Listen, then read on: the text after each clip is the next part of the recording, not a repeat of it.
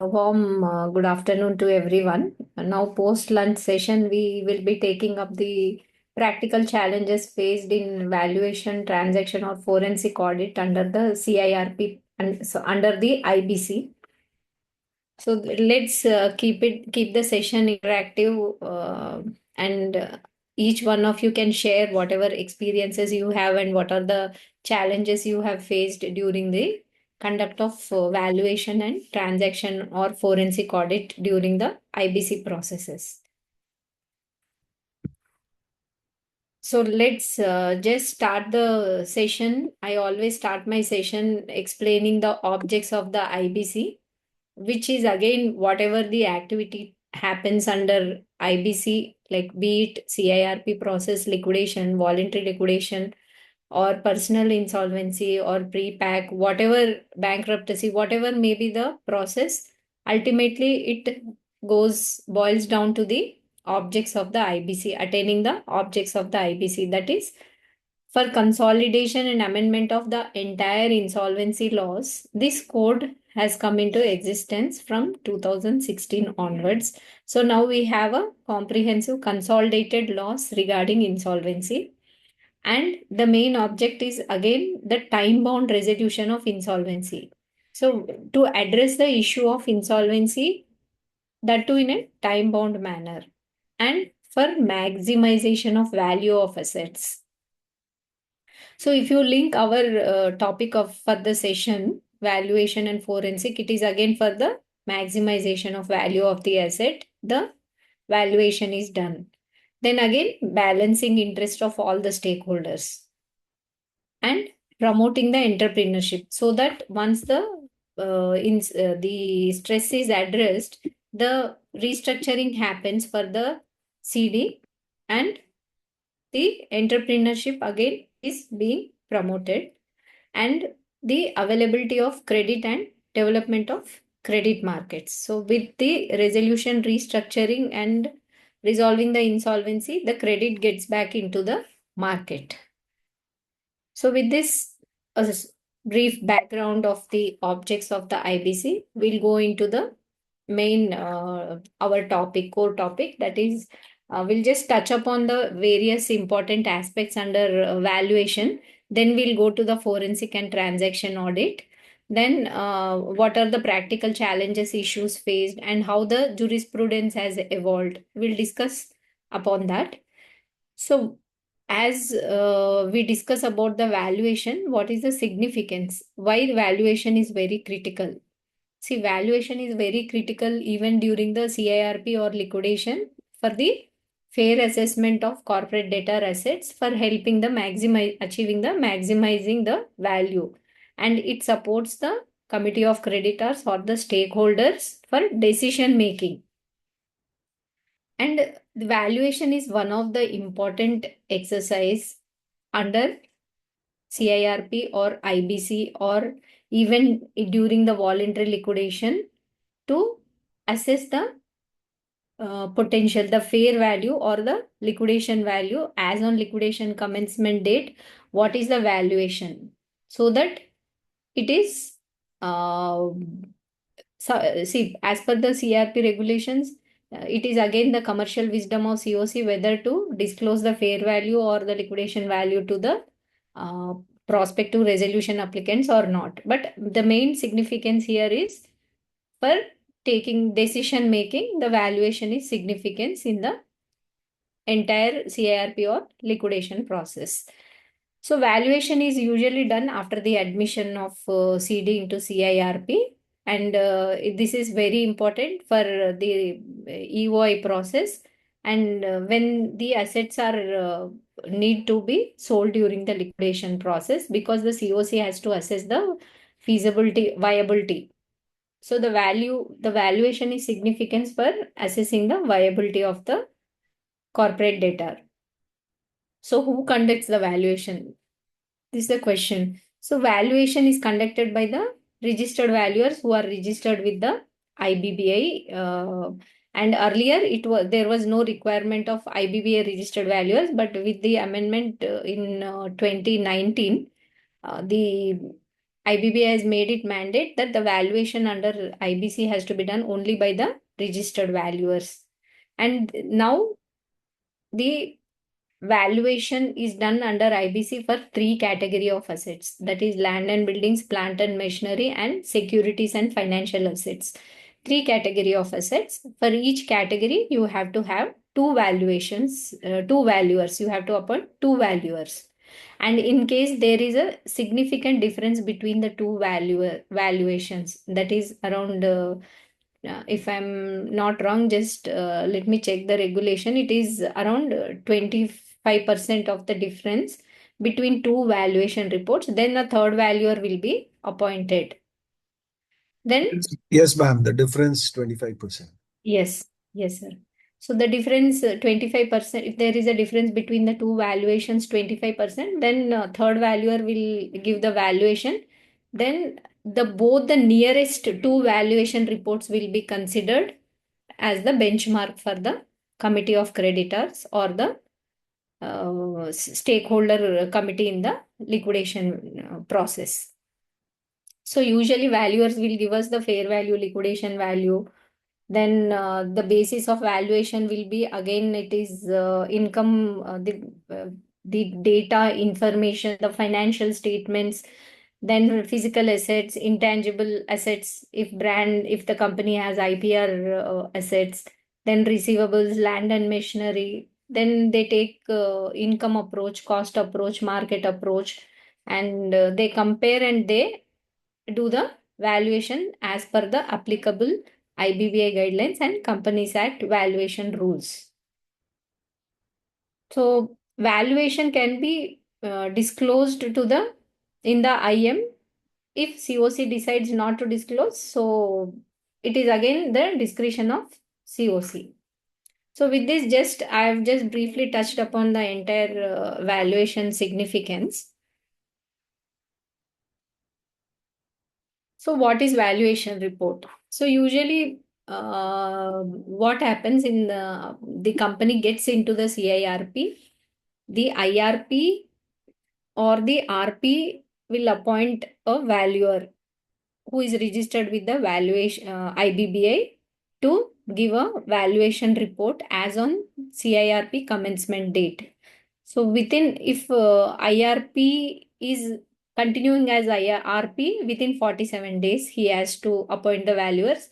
And if IRP is not appointed as RP, IRP is appointed as RP, then immediately within 7 days of his appointment, he has to appoint two valuers. Or otherwise, if IRP is continuing, that 47 days window is there from CRP commencement, he has to appoint the valuers and obtain a valuation report. So this valuation report is again a comprehensive communication of valuers' professional judgment on the business or asset value. Then again, this is a document which contains completely the scope. Usually when RP or IRP appoints the valuer or liquidator appoints the valuer, they have to give the scope of work to the valuer. So this report will contain the scope of the valuation report and key assumptions. Then again, the valuer has to give his valuation report based on the assumptions, which is again provided under the respective company valuation rules and also by the IBBI. Then valuation methodology. See, again, valuation methodology is very, very important and significant because now last year there was an amendment which has come in, the methodology by which the valuers are determining the value of the company has to be discussed before the committee of creditors and then finalize the valuation reports. So this methodology, maybe the COCs were facing difficulty, even NCLTs were facing difficulty because the methodology, whatever one valuer is adopting, the other valuer may not adopt the same methodology, because of which there was significant differences in the fair value and liquidation value given by the two valuers. So now with the amendment, now IBBA has made it very clear that the methodology by the valuers appointed has to be discussed at the committee of creditors meeting and then give the valuation report. And then they will give the values in the what exactly the valuation report contains. So there they will give their valuation methodology, scope, assumptions, valuation methodology, and again they will come to a conclusion how they have arrived at the values. So it is again a report which gives an opinion of value, which is again supported by some basis. The valuation has to be supported by some basis like the providing the data, documents, or market analysis or projections, etc. So again, this has to be, the valuation has to be within the applicable framework of statutes like valuation standards prescribed.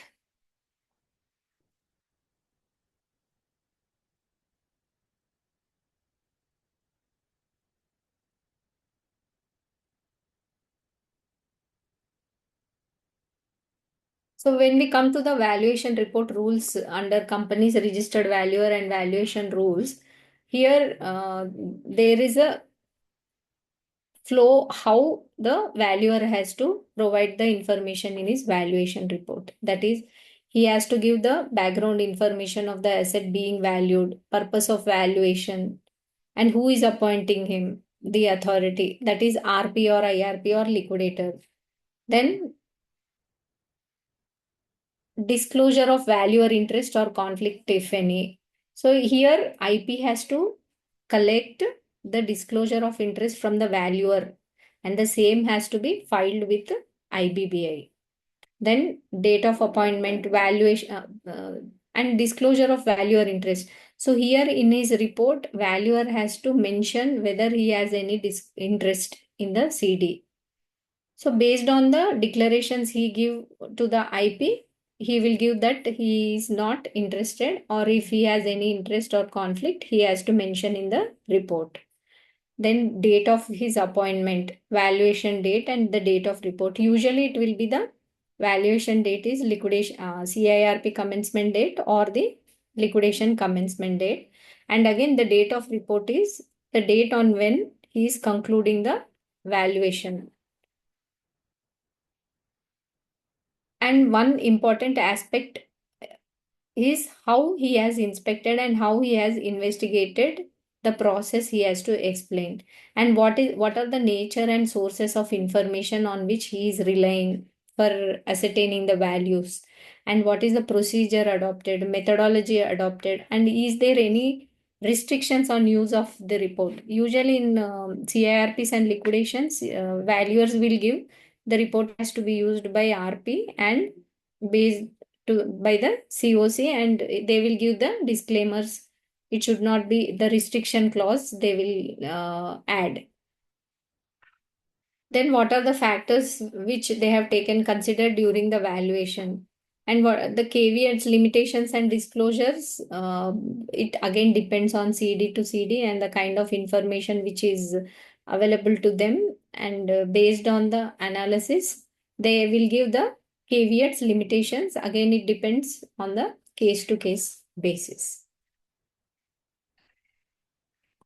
So this was the company's registered valuer rules requirement for the contents of valuation report. More or less, the other requirements also matches to the similar way. Like we have ICA valuation standards. Again, it is almost the similar kind of contents. They are also prescribing background of information of asset being valued, purpose of valuation, who is appointing authority, nature of source of information, procedures adopted. Then we have the guidelines from IBBA, 1st September 2020. That again, it is very elaborative way. So if we can just discuss briefly, it is again the almost 60 to 70% of the requirement is the same. That is background information of the asset being valued, purpose of valuation and who is appointing, and base of value, premise of values, and if the valuer is relying on any experts or he is involving any other experts, he need to mention the details there. And again, what is the disclosure of interest if he has any conflict? Then business interest or ownership characteristics and nature and source of information. Then significant assumptions, methodology adopted. Then what are the valuation standards in case if you want to disclose in the report? And what are the major factors that were taken into account during valuation? It is almost all the ICAI, Companies Act, then IBBA guidelines almost provide similar requirements for the contents of the valuation report.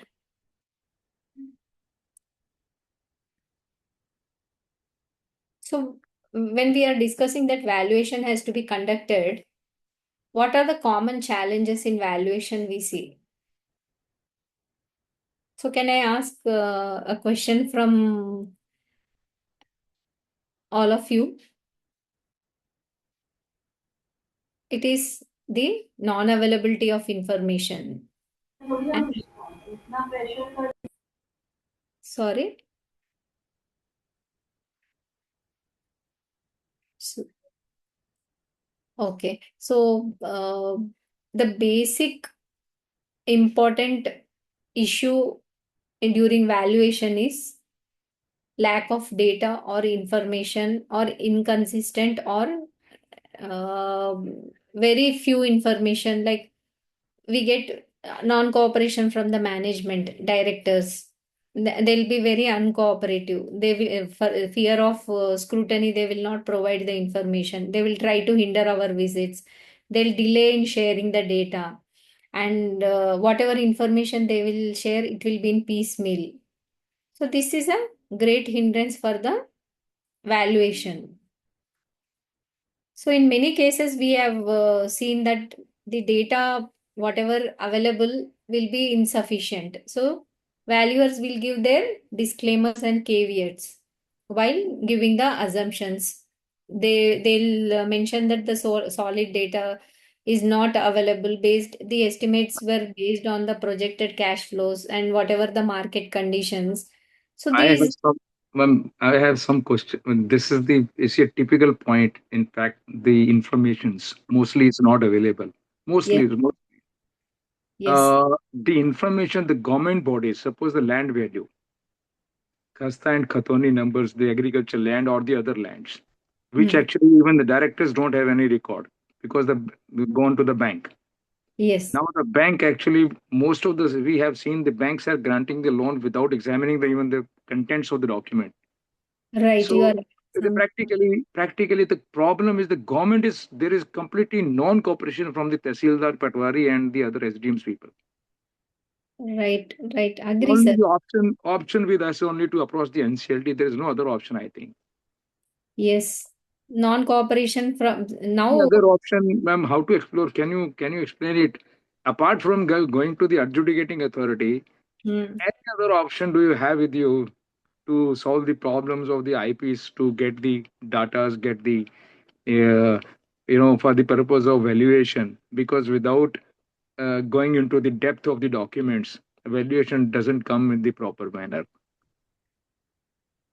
Sir, agree. Absolutely agree. If I can uh, answer your question, if we take, there are three category of assets which we have to value. One is land and buildings, plant and machinery, then SFA. So land and buildings, you mean to say that land and buildings, I don't think there could be any much challenges. Ma'am, there are certain challenges because circle rates is okay. Hmm. That is fine. Hmm. Land value may not be proper challenge, but the problem is the demarcation. Another problem comes. Okay, you mean to say the land locking and the other Yes. promoter related land Proximity, correct. To proximity. reach out the land, it is a practical difficulty most of the time we face when we conduct the CIRP of builders because they are having different patches. Agree. So demarcation, knowingly or unknowingly, deliberately, the suspending director never cooperate. They knew it actually. Most of the time they knew it, but they don't cooperate actually.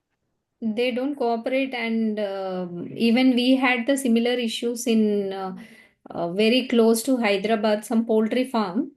So the promoter was very well known, politically connected. So even the village VRO and land records were not cooperating Most of the time. most of the time. So what the valuers, what they have done is they have appointed a surveyor, and geotagging was done. It's a So time consuming process, ma'am. There's a time- problem. it's a time consuming process, but we have to take help of some other experts who can help us through the other methods which is available in the market, which they are trying to like they do the geotagging and all. They Correct. take help through surveying, no, The sir. problem is, ma'am, again, the issue comes one government, the Hyderabad government may be cooperating, but the other government actually from the north side, they don't cooperate at all. Right, right, Even right. when you write a letter, there is no response for more than 100 days. I mean, valuation is not basically, you are right. Value of the land may be easy, Hmm. but Hmm. accessible demarcation is another problem. Right, right. I mean, So only the option is to approach the adjudicating authority. There is no other option. absolutely. I was coming there only, sir. As an IPs, we are bound only to knock the doors of adjudicating authority for everything. So, more or less, I see NCLTs are cooperative in this regard because valuation is the base where asset is there. I don't think most of the times adjudicating authorities are very cooperative in providing in giving the orders to the respective authorities. It depends, ma'am. Actually, a lot of litigation in Delhi or the other Bombay parts. It's a Hmm. huge litigation. Right. Getting order is a task. Agree, sir. Agree. No But issues, ma'am. again, Continue. yeah. So again, what I was trying to answer sir's question is whatever possible way we can support the valuer through another experts.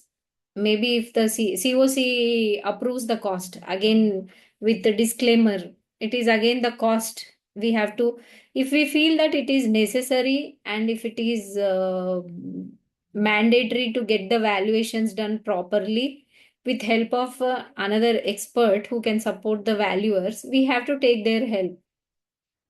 So that's how we can get the data for the assumptions in the valuation. So coming to your point, another one, I just finish answering sir's questions. So the other one is plant and machinery. So again, plant and machinery is we have to go and see as is where is basis. The valuers will anyhow give the valuations based on as is where is basis. So in one of our case, we had the company parts which were sent for assembling to the west region. The company was in southern region. So the machinery was imported from another from China, and it was sent to Mumbai nearest some industrial area for assembly. But again, due to some issues, the machinery got stuck there and the company went into CIRP.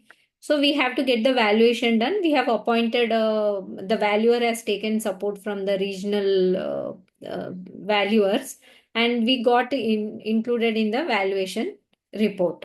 So such kind of things we have to see. For plant and machinery, it is again the as is where is basis, whatever is the present condition of the plant and machinery, whatever is available, again comparing them with the books of accounts, the data whatever available, the previous balance sheet or the information we can take from the whatever the reports they were submitting to the banks. Sometimes banks also cooperate. They provide the reports wherein they can give us the stock audit reports or whatever the company's latest filed financials they'll provide. So based on that, some assumptions can be drawn by the valuers.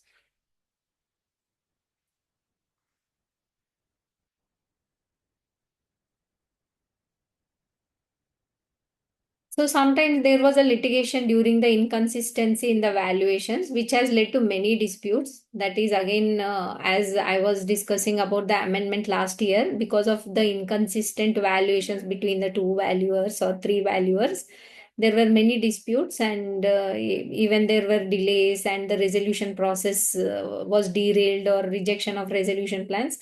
So understanding all this, now IBB has brought in an amendment. Now the valuation methodology has to be discussed at the COC meetings and then finalize the report. Then we have the another issue, that is inconsistent asset documentation. As we were discussing earlier, incomplete asset records, the asset register will not be updated. It will be incomplete, and many invoices will be missing. Then inventory data, inaccurate inventory data we have, no asset tagging. So all this, again, it will not give the proper assessment of the valuation. In one of our case, the company had more than 20 locations. So what we did is, when we were taking control of the assets, there was no asset tagging.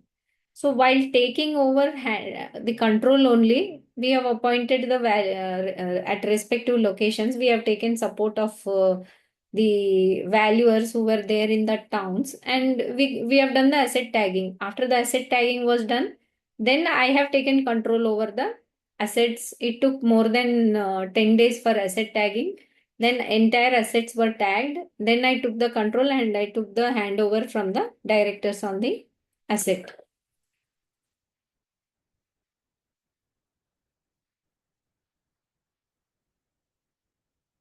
So regarding the valuation assumption, why the valuation assumptions are important. So we'll just discuss briefly. That is, the valuation assumptions and premises, they serve as the foundational and building blocks for any valuation exercise, whether it's business or asset or investment. Then again, it ensures the consistency and comparability across various valuation assignments, that it will be standardized. Then assumptions and premises will allow for comparisons, and it is a reliable valuation result that helps minimizing the errors and inaccuracies in the valuation process. Again, it helps assessing and quantifying the risks associated in case of a strategic decision making. Also, it helps in sensitive analysis information on the key assumptions and premises which can affect the valuation outcomes.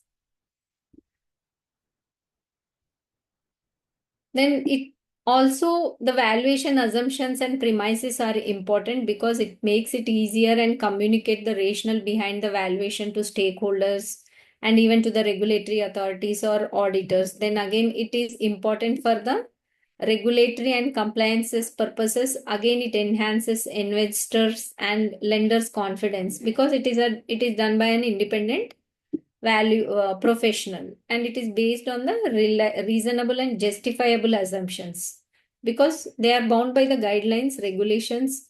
Hence they have to give a justifiable assumptions which will be relied by the statutory or regulatory authorities, and this is again important for decision making while approving the resolution plan or fixing the auction price in liquidation.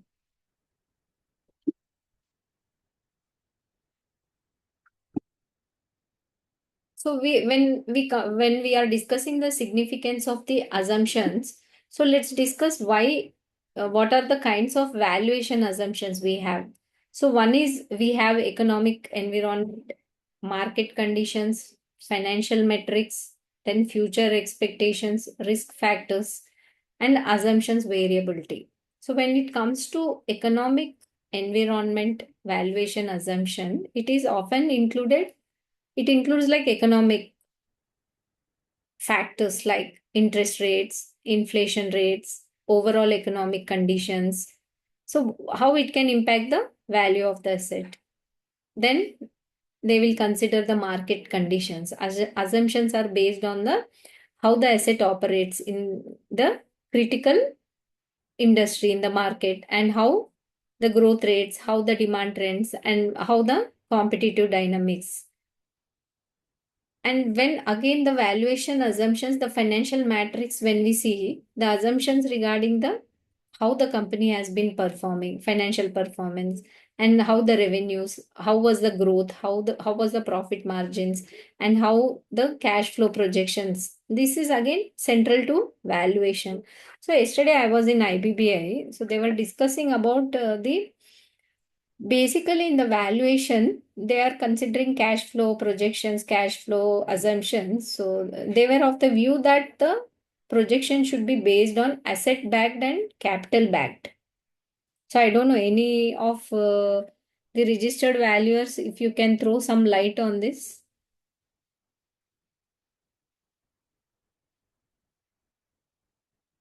Maybe we can take up this in the last. So IBBA was insisting that the valuation metrics, financial metrics, it should not be the cash flow projection based. It should be asset backed or capital backed valuation metrics. Then again, the valuation assumptions depends on the future expectations. Usually, it will be the valuation aims what an asset or business will be worth in coming years, and what the other one is risk factors. Like they'll consider the market risk, business risk, and other factors that could impact the asset value. Then assumptions variability. Again, the possible assumptions which again leads to valuation outcomes. If we see the assumption variability, it again depends from valuer to valuer, because of which the values differ.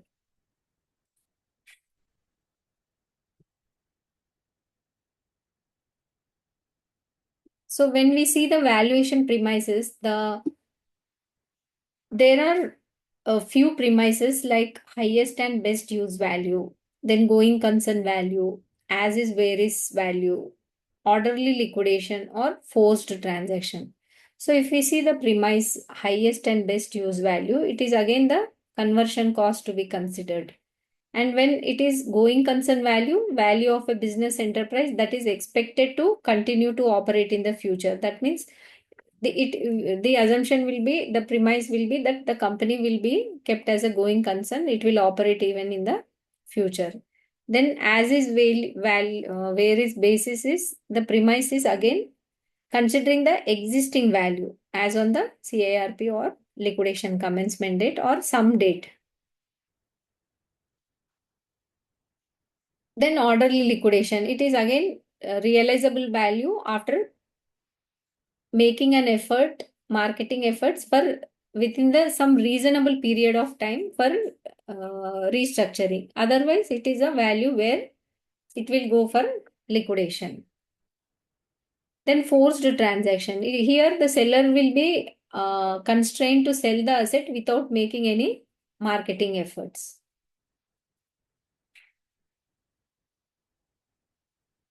So, how the valuation report has to be interpreted for decision making?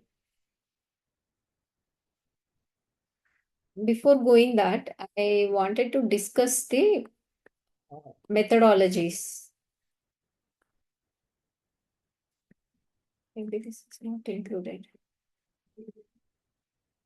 So we have three kinds of methodologies. One is, let me just, I think that slide is missing in this.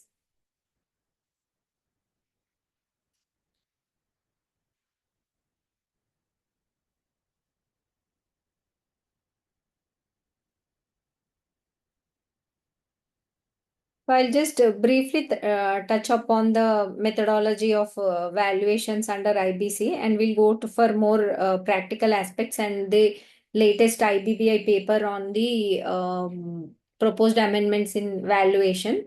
So if we see the methodology of valuation under IBC, it is again we have the income approach, then again we have market approach, then we have the cost approach for arriving at the fair value or the liquidation value.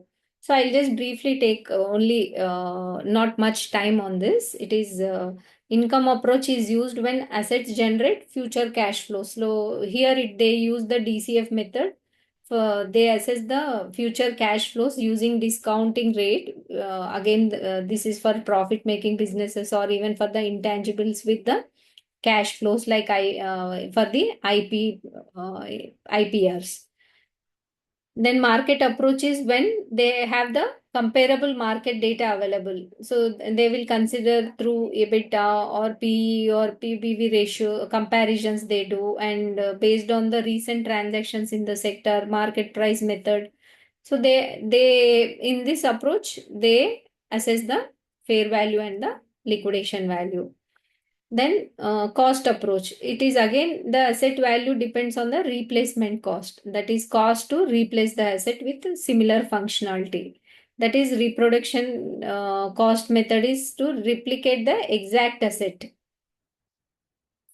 So this is how the three categories are there, and what we have to discuss is fair value and liquidation value. So when we discuss about what is fair value and what is liquidation value, which is again very significant for the purpose of the deciding on the bids submitted by the prospective resolution applicants for resolution of the company, and for the liquidation auction purposes the fair value and liquidation value is very important. So when we discuss about the definition of fair value, it is there under regulation 35 of CIRP regulations. Fair value is the estimated realizable value of the corporate data assets. Excuse me, ma'am. Yes, yes. I am unable to see the screen. Whether it is shown, it is visible to all? No, we can't see the screen either. Okay, I'm so sorry. Okay, I was thinking I was so all this while I think you were not able to see the screen. Correct, ma'am. Okay, sorry. Hope it's visible now. Yes. Yes. Can see now. Okay. I was thinking I was sharing the PPT. Sorry.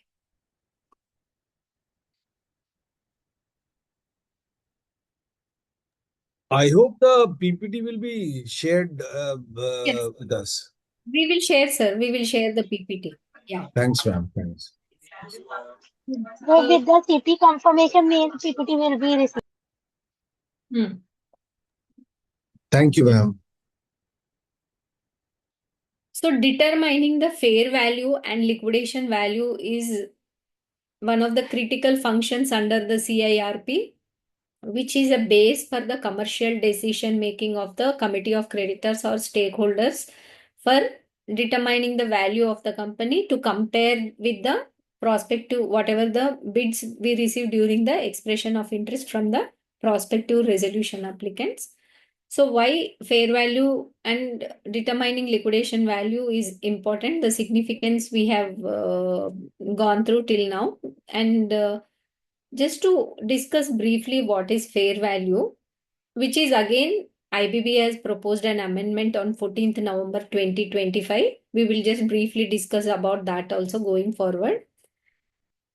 Fair value is again the estimated realizable value of the corporate debtor assets if they were to be exchanged on the insolvency commencement date between a willing buyer and willing seller in an arm's length transaction after proper marketing and assuming both parties they act knowledgeably and prudently. So when we see it is again what is the market value of the asset as on the CIRP commencement date. Then if we come to the liquidation value, it is again the distressed value. That means the lowest value which is at which the company can be, the bid can be compared by the COC. So it's a distressed sale value. That means even at a forced sale or a quick sale, if the company debtor assets have to be sold, then what is that amount which it is going to be, it is going to fetch.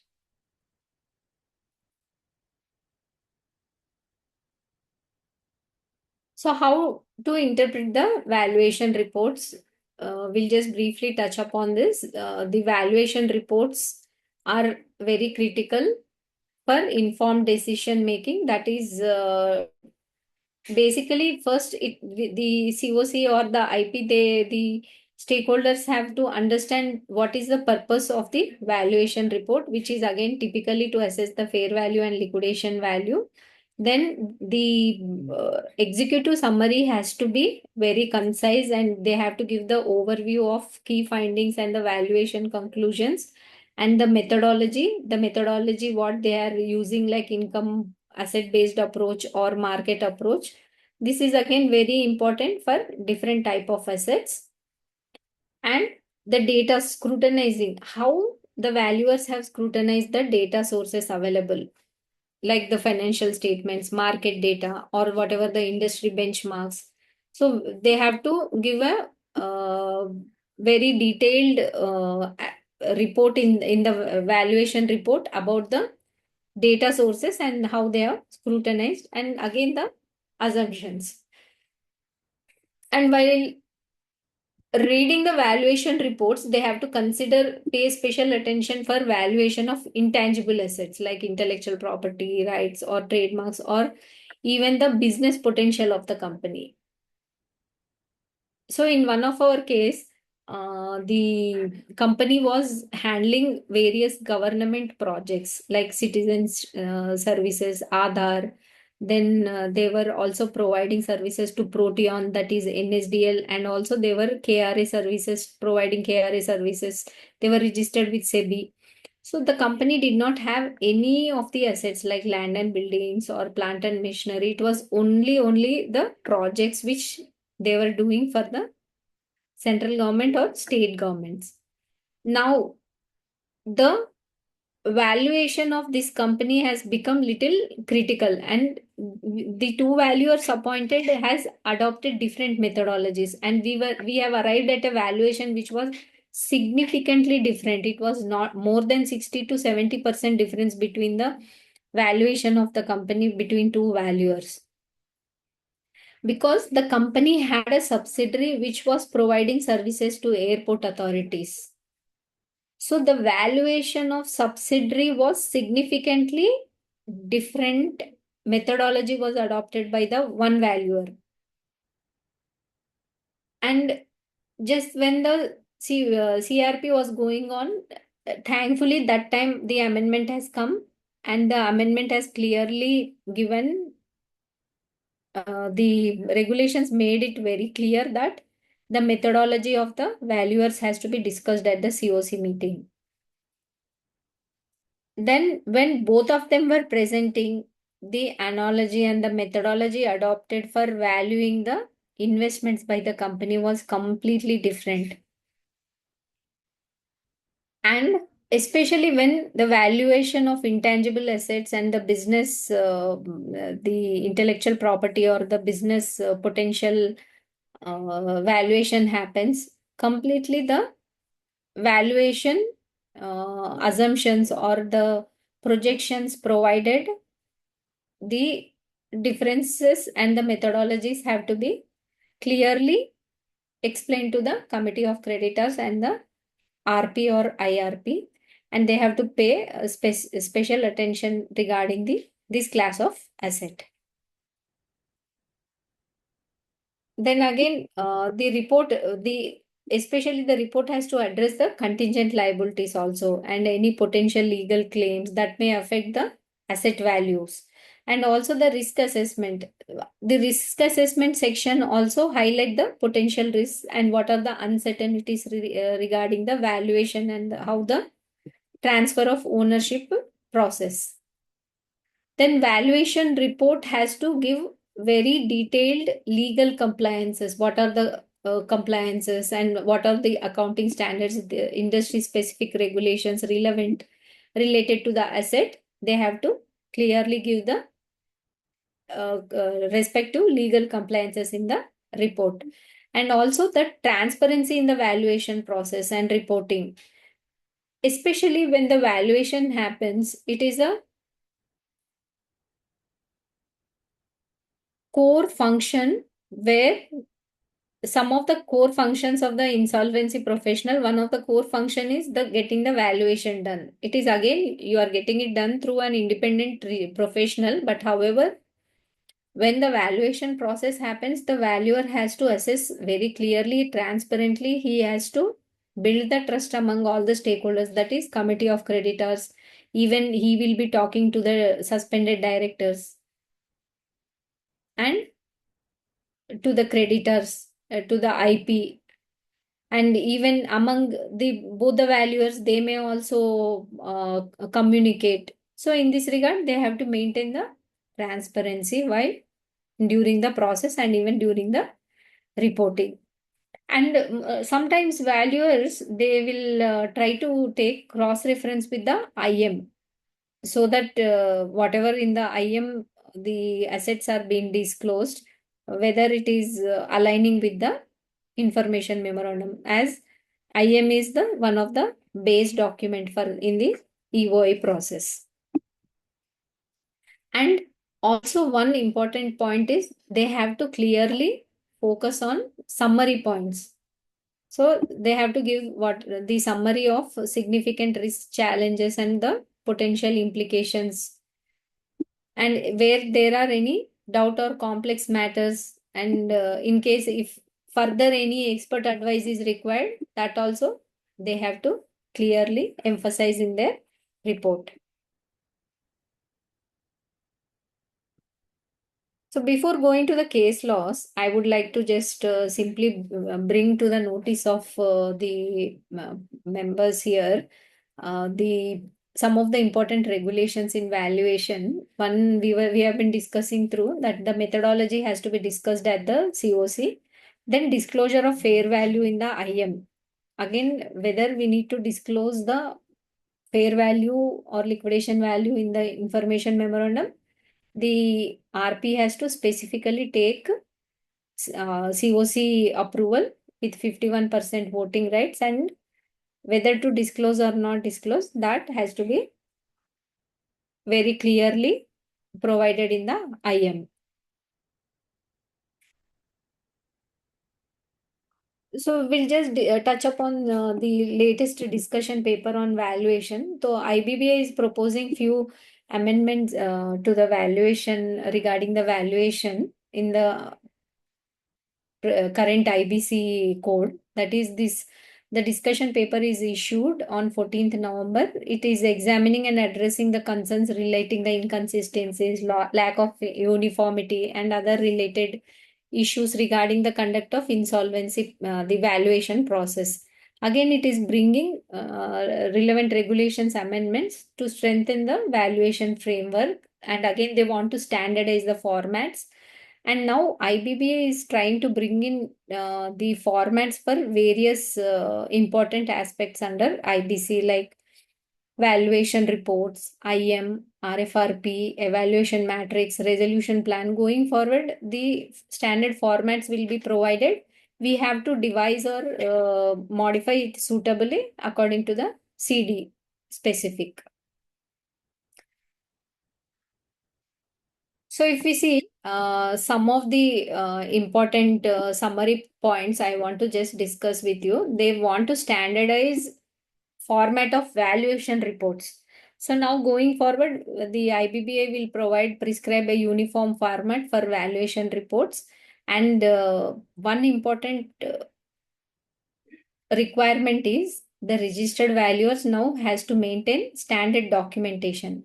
So whatever the analogy and whatever the process is concluded after valuation, a standard documentation checklist is going to be prescribed by the IBBA in their regulations, so that in future any disputes or comparability or the to keep the process transparent, the requirements are going to be notified soon.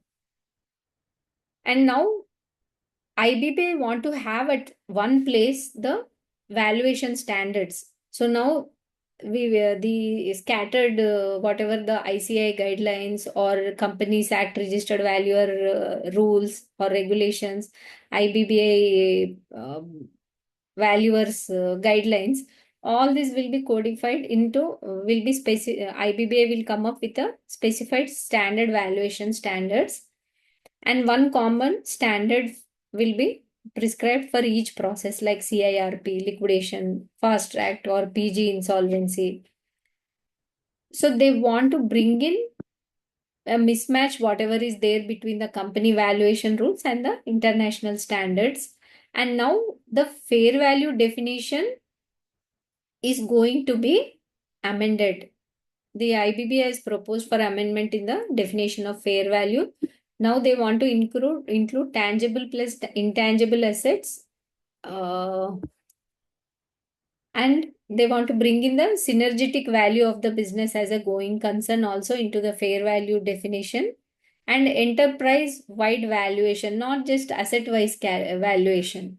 So the fair value definition, if we see, they want to include all these into the fair value definition, so that the main object is to reflect the true commercial worth of the CD and also align with the global practices.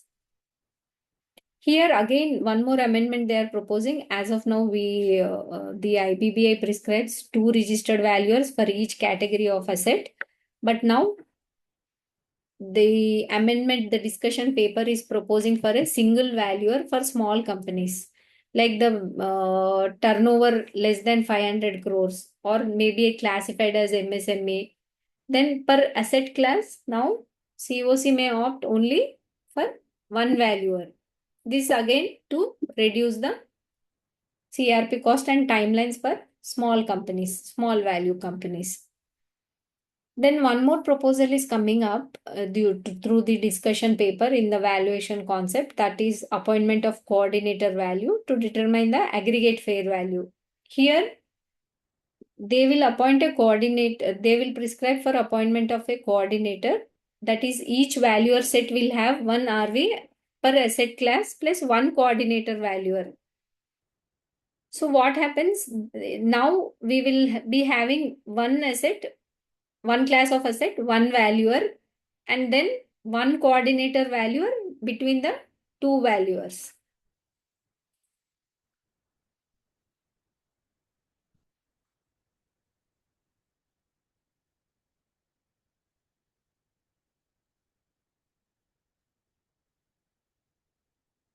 So when it comes to selecting the best the valuers, the choosing the right valuation firm or the choosing the right valuer is very critical and very important for ensuring that we comply with the IBBA guidelines. Also bring in, we have to, as an insolvency professional, we need to support the committee of creditors by bringing the best valuer or the best valuation firm based on the requirement of the CD. If it is a small company, then again, if it is a big company, we have to see the complexity of the CD and then take a decision on the kind of key assets which the CD has.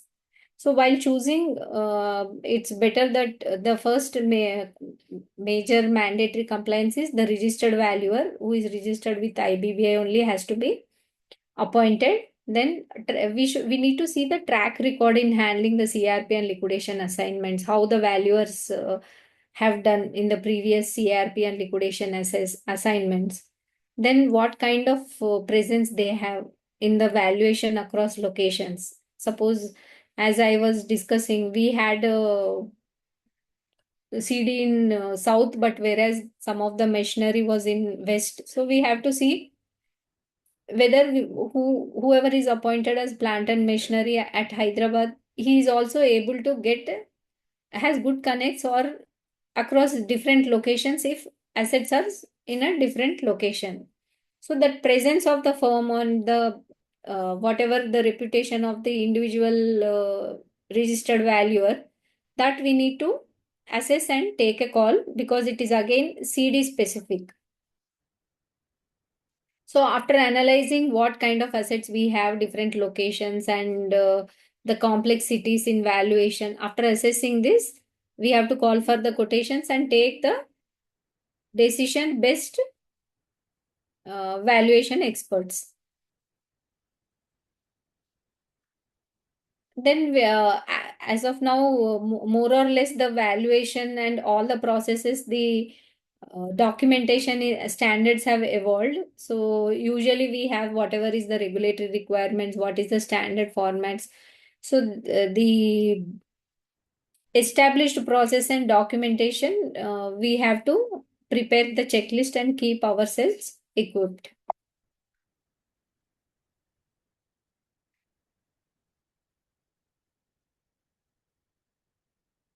We'll just go through some of the important case laws regarding the valuation. Before that, I just want to bring a few issues which we have faced during the valuation assignments. As Sir was discussing earlier, the land and buildings, the non-cooperation from the land records offices across various states. In majority of the south side, we have more experience. So majority of the south side, we don't see much issues regarding the valuation of land and buildings. However, we are taking support from the surveyors or the geotagging from the land records, whoever the officer, like experts, professionals available in this domain. And plant and machinery as IP, when the insolvency professional takes over, whatever the assets taken over during the as on commencement date of CIRP, that again comparing with the available data, whatever source from whatever the sources, what is the difference, and all this has to be properly assessed. And when it whatever the missing assets like in the plant and machinery, whatever the kind of assets are missing or unable to trace, and which are again in the possession of the other stakeholders, in that case again we don't have any other recourse except going for adjudicating authority and getting the asset back. In our case, we had a lot of our assets in go downs. So we were not the CD was not paying the rent. We were unable to get the assets, retrieve the assets from his place. We took NCLT help. We went to NCLT. NCLT has appointed an advocate commissioner, and through advocate commissioner, we were able to get the assets from the retrieve from the go down. And also in one place, we had the assets in one of the government offices. So the company was into the scanning of digitization projects of the government. So majority of the digitization machinery was available at the government offices because the process was still running, and some offices they were not allowing. So we have to educate them about the CRP process, and we have to go and meet them. I personally went and met and explained them that this is a process, and they were given access. And when it comes to SFA, again, the SFA valuation is a critical one, wherein the cash flow projections, they consider the market economic factors for valuation of SFA and as per the assets in the books of accounts, and also the recoverability of any receivables. So here again we had recovery of the receivables from the government authorities, wherein we have sent the letters after the immediate commencement of CIRP, and the discounting factors was one of the key issue, wherein the valuers, two different valuers were giving two different significant different valuations in the on the receivables. So then again, the after the meeting with COC, the analogy was explained by one of the valuer, which was accepted by the other valuer only after providing whatever the letters written to them and the kind of previous projects done and what kind of receivables were pending before government authorities or before the courts. So all these critical issues has to be properly assessed by the valuers. So anyone wants to discuss any of the issues which they have faced during the valuation? Maybe it will be a quick one, but it will help the other participants. And in one of our case, while valuing the in poultry cases, the promoter had his own poultry farms around the poultry farms where CD unit was there. So the birds used to move around from one place to other place, and the birds used to valuation became little critical while valuing the livestock.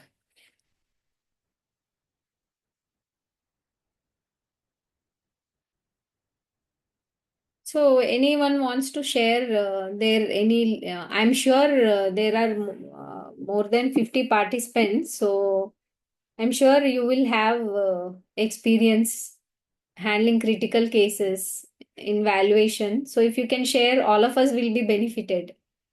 You will not take much time. Maybe you take 2-3 minutes and can share.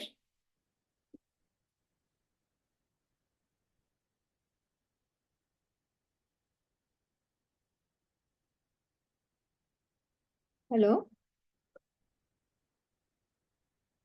So I'm requesting anyone wants to share any of their experience facing handling any issues.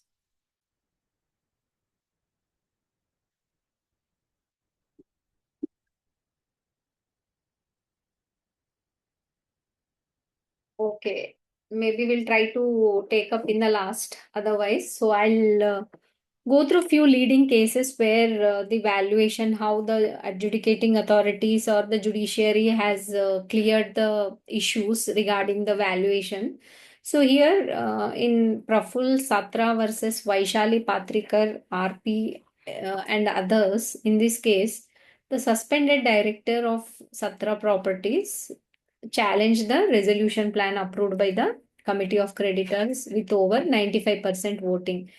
He alleged that company assets were undervalued because the resolution professional relied only post CRP valuations, and he's ignored older, higher pre CRP values. So again, he claimed that RP and COC has acted collusively and the plan approval was irregular. So he went against the approval of the plan based on the undervaluation of the assets, which was where the resolution plan was approved. Here, the NCLAT has dismissed the appeal and they upheld the resolution plan, and they held that suspended directors does not have any locus standi to challenge the approval of the plan, and pre-CIRP valuations are irrelevant because the valuation has to be conducted by valuers as on CRP commencement date. And there was no procedural lapses while in the valuation, and hence NCLAT has reaffirmed the commercial wisdom of COC cannot be interfered, and the approved plan is binding on all the stakeholders.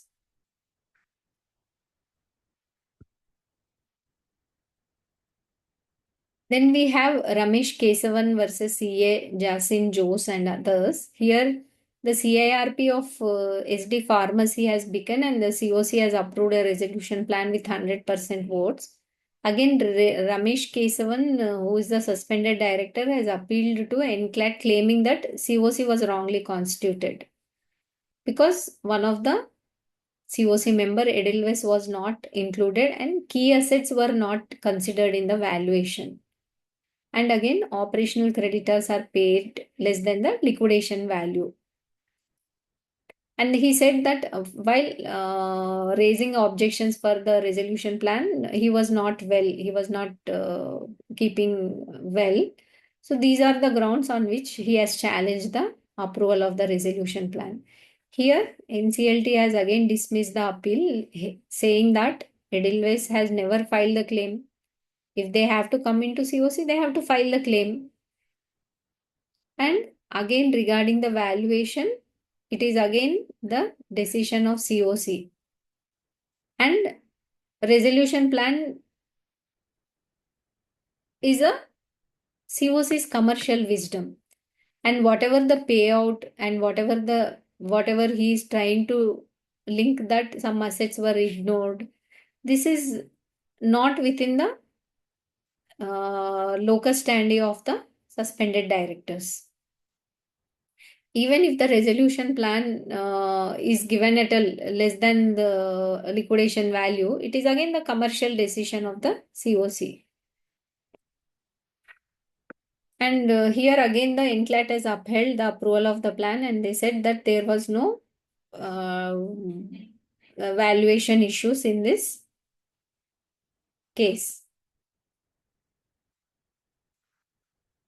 Then we have Maharashtra Seamless versus Padmanabhan Venkatesh. Here, the CIRP of United Seamless was initiated, and Maharashtra Seamless has submitted a resolution plan. Again, this was approved by COC, and the plan value was lower than the liquidation value. NCLT has approved the plan, but NCLAT has directed MSL to enhance its value and meet the liquidation value, because the plan was less than the liquidation value.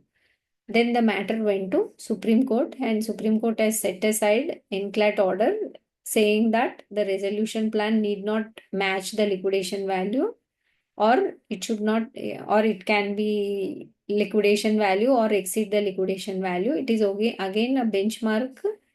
It is only a benchmark figure for the COC to take a decision. So here the Supreme Court once again emphasized on the commercial wisdom of the COC and stated that the resolution applicants cannot be compelled to meet the liquidation value.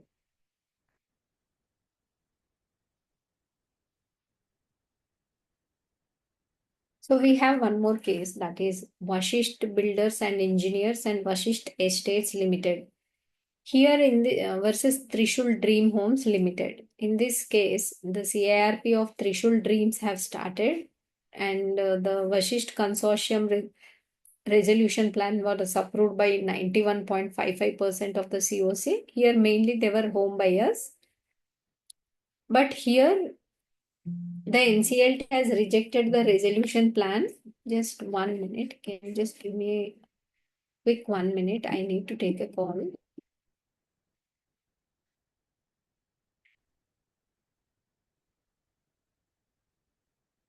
Hello? Hello?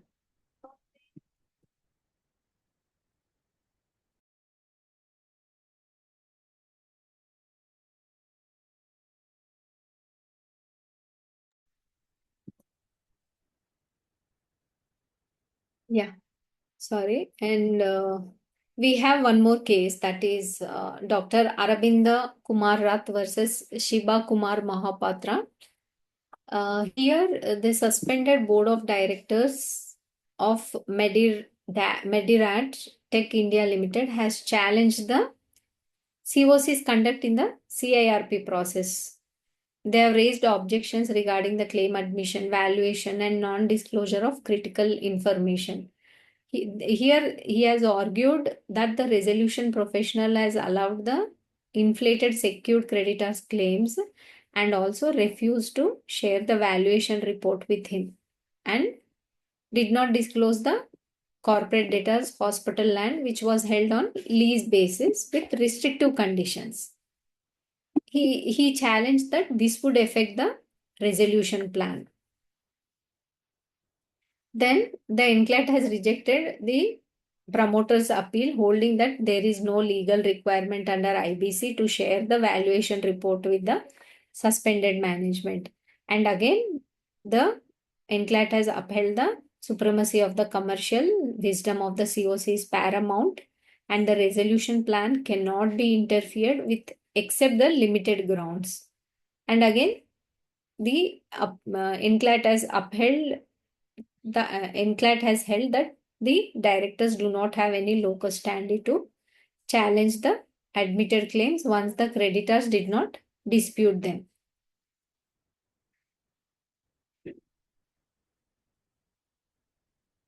We have one more important case, that is Jai Kishore Gupta versus Balaji Paper and Newsprint Private Limited. Here, Jai Kishore Gupta is an operational creditor, and he has filed a petition under Section 9 of the IBC against Balaji Paper and Newsprint for non-payment of dues. Then the NCLT has admitted the petition and the CRP was conducted and valuers has prepared a valuation report. And main here, the judgment of the case is the Kolkata bench held that once a resolution plan is approved, the valuation of the corporate debtor cannot be challenged because the tribunal refused to interfere with the valuation carried out by the IBBA registered independent valuers, and it is not fit for them to take a judicial review of the valuation reports. If the COC disagrees with a valuation, it can order for a fresh one. But once the valuation is accepted by the COC, it is final. And also, NCLT emphasized the duty of financial creditors and the RP to invoke personal guarantees for corporate guarantees so as to maximize the corporate debtors' value. So, as we have been seeing, whatever the valuation process happens during the CRP or liquidation, it is the COC who is primarily important, significant, who has to agree or disagree on the valuation.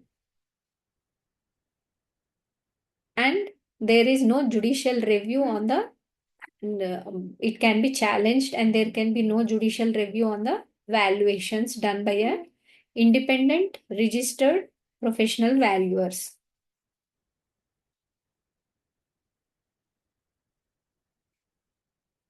So we have completed about the valuation concept, and we have touched upon what is the valuation and what are the different kind of challenges and the issues the IPs face, and how the judicial jurisprudence has evolved, and how the issues have been attended, how the issues have been dealt by the judiciary, by the president, and as well as how IBBA is trying to bring in some more changes through the discussion paper. They are proposing amendments to the CRP regulations so that the valuation is in sync, in line with the international standards, as well as for the smooth conduct of the process, so that litigation can be avoided and there should be consistency in the valuation methodology or process. So any more questions so far on the valuation?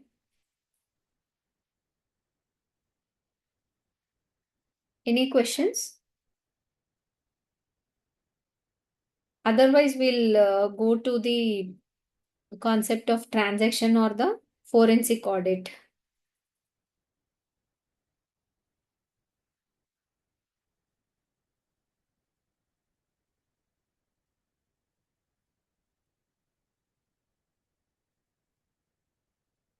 So let's start on the importance of the forensic or transaction audit under the IBC. So what is the significance? Why the forensic or transaction audit is important? Nowhere in the IBC it is defined, it is mentioned about the forensic or transaction audit.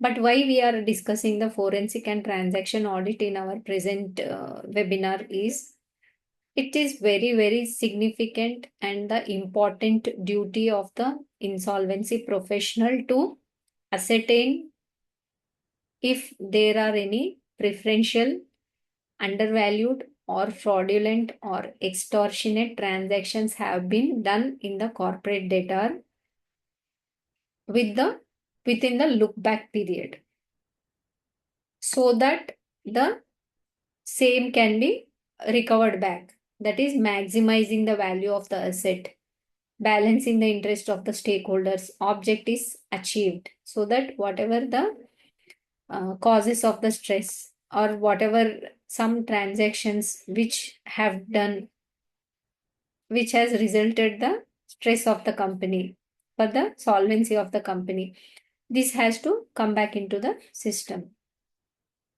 So as an important function, now it is very important for RP to mention in the, with the latest amendment, now it is mandatory for RP to mention if there are any preferential, undervalued, fraudulent, or extortionate transactions in the process.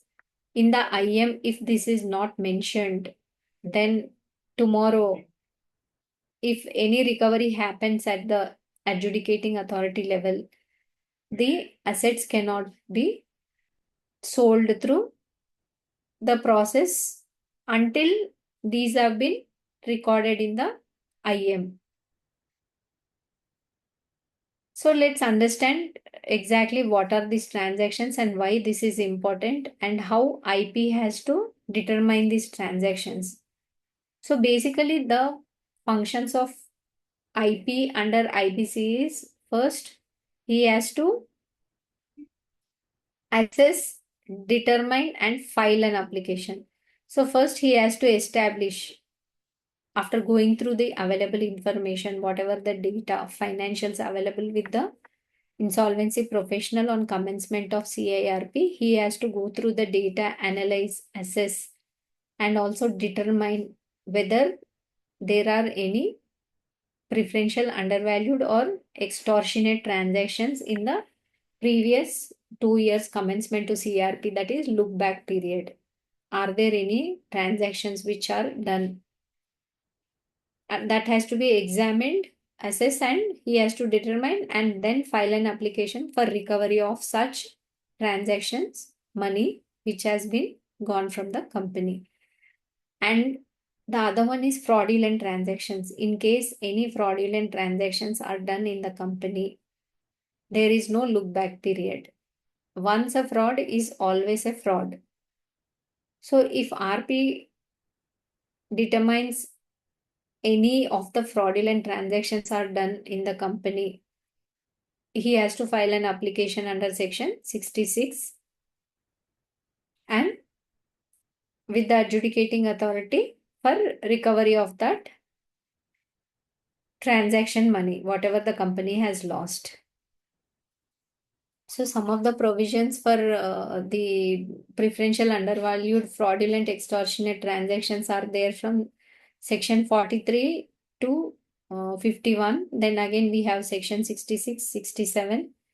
Then whatever the offenses for the penalties for the above transactions are there under section 67A and 69.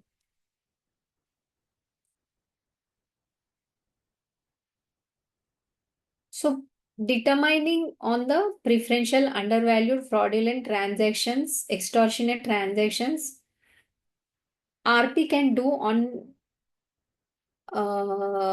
his own analysis, assessment, and on his own he can determine whether there are any transactions which are happened in the corporate debtor in the look back period.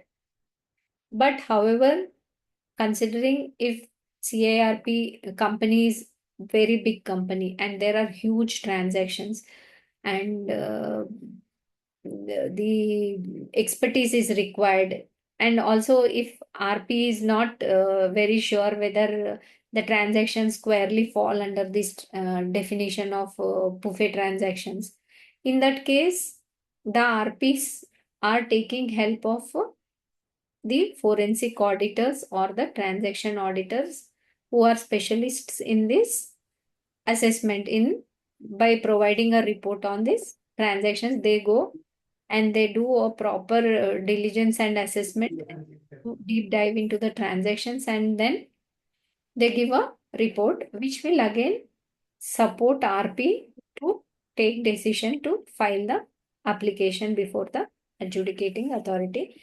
And this is very, very, very, very important function of the RP. Now, even if there are no preferential, undervalued, fraudulent, extortionate transactions in the company, it is better an IA is filed with IA with adjudicating authority that there are no transactions.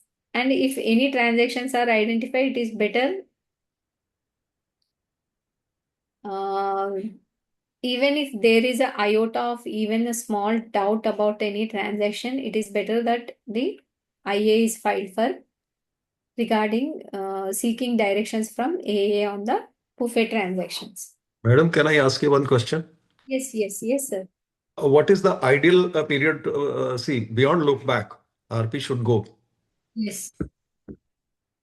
Sir, actually, preferential, undervalued, and extortionate transactions, the look back period is only 2 years, sir. 2 years and 1 year. But suppose we have gone 5 years back. We did not notice anything. Still, are we supposed to go for to find out the fraudulent transaction over and above that period? Yes, sir. If there are No, if you don't find anything suspicious during this even 5 years period, even then, are we supposed to look back more than 5 years? Sir, after assessment, there is no requirement of going more than 5 years. But after assessing the financial data available with you, if you feel that any fraudulent transactions would have taken place at least 7 years or 10 years, there's no look back. There's no look back period for fraudulent transactions. That's right. That's right. So in our case, what has happened? The company has lost major contracts Okay. 8 years back, and the company has lost just because of some fraudulent transactions between the group companies. Right. So there was diversion of funds because of which they were unable to get bank guarantees for the big projects. Right. My another question is, suppose there are three promoters. One has taken the funds, whereas another two have not taken the funds. When you club all three, there is no siphoning off. That is a practical problem. There are three promoters. One has taken the money, say 20 lakh. Another two, they have given more than 20 lakh. Can we club that and say there is no siphoning of the money? No, there is a siphoning of funds here. One of the promoters.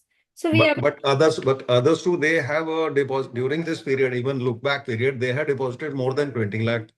What they are saying is, look, it is not the word uses promoters, not promoter. You have to account for to all together, three together. No. You will say that one has taken more money, siphon of the money. So we will file a specific application against them. Then again, one more application has to go against all the three. Okay. So in our case, what has happened? There were 5 directors. Among them, 2 were promoter directors, 2 were independent directors, and then one director was just bought in. Because 2 independent directors were exiting. This was a limited company to keep the compliance of 3 mandatory directors. They Right.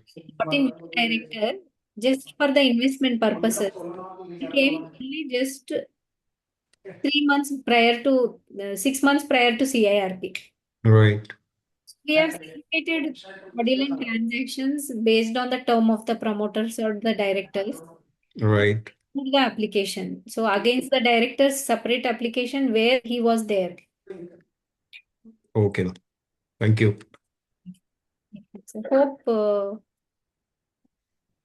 any other views? This is fine? Whatever suggested.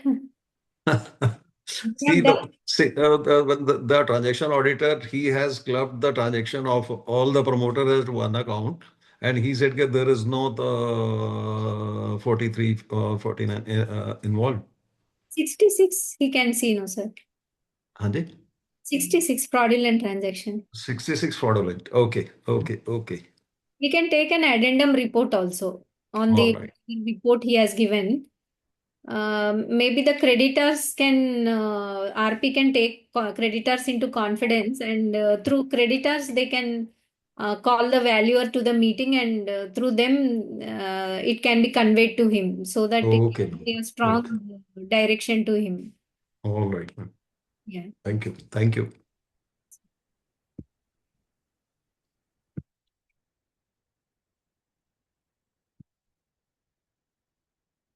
Hope the screen is visible. Okay, can anyone Yes, confirm? ma'am. Okay, thank you. Yes, Thank ma'am, it is visible. you. Thank you. So these were some of the important provisions for the look back period, and also what constitutes preferential, undervalued, fraudulent, extortionate transactions, and why it is important for RP to go for the forensic and transaction audit.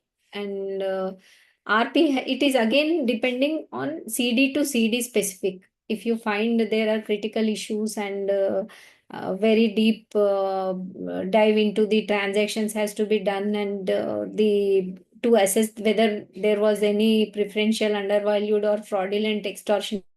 So for detecting this, whatever the to uncover the unfair practices that may have occurred during prior to CRP process, the RP can take help of an independent professional, and identifying the PUFE transactions allows for the recovery to the creditors, and also ensuring that the assets recovered are treated fairly and equally.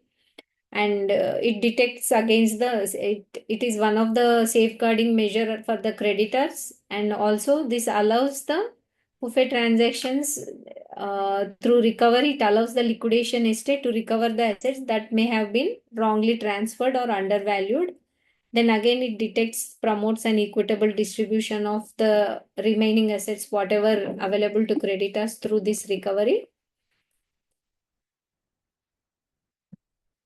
Then whatever the fraudulent or the avoidance transactions that have been taken, the fraud because of the fraudulent activities, such false representations or misappropriation funds which got unnoticed will be clawed back into the system, and it will be distributed among the creditors. Or one more important point is in the information memorandum, the PUFE transactions, whatever identified, has to be clearly given. And even one more important regulation by CIRP is the resolution plan has to, it is a mandatory compliance. The resolution plan has to clearly specify, in case the PUFE transactions recovery comes, whether it will be distributed to the creditors or it will remain with the corporate debtor.